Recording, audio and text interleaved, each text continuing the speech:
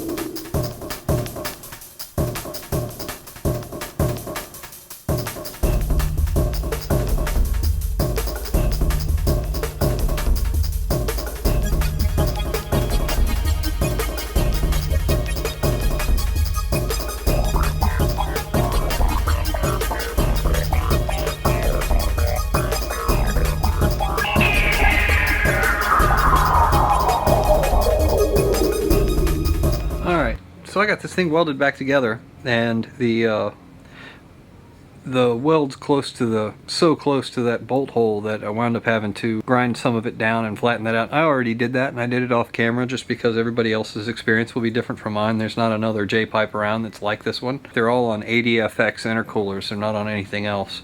I had to flat file that again because when you weld on it, it winds up distorting it, as you saw in the last video. It's straighter than it was the first time I did it, and I'm going to bolt this thing back on there. Once that's done, I'm going to put oil in it and take it to the track.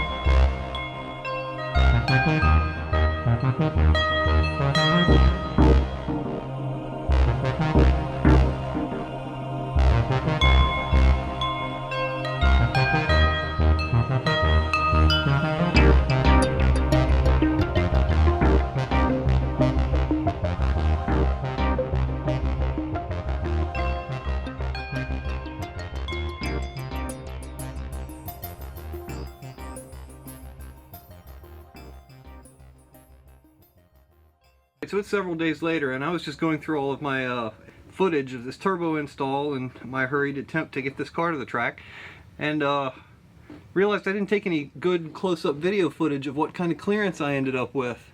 So after the J-pipe was chopped and hacked, I have a little more than an inch worth of clearance with the radiator hose. And I got about a ½ inch of clearance with the exhaust manifold. I don't think you're going to get a whole lot better than that, because from where that thing comes out, I mean, heck, that thing practically points at that runner.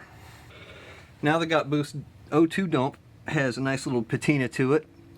My J-pipe lines the intercooler pipe up a little bit more parallel with the radiator instead of aiming it back underneath that pipe.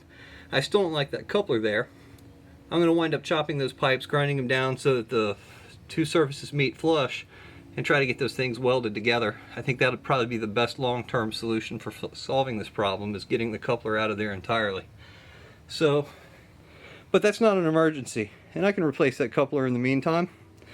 And I did get some numbers on it. Stay tuned for the track video. If you want to see how that turned out.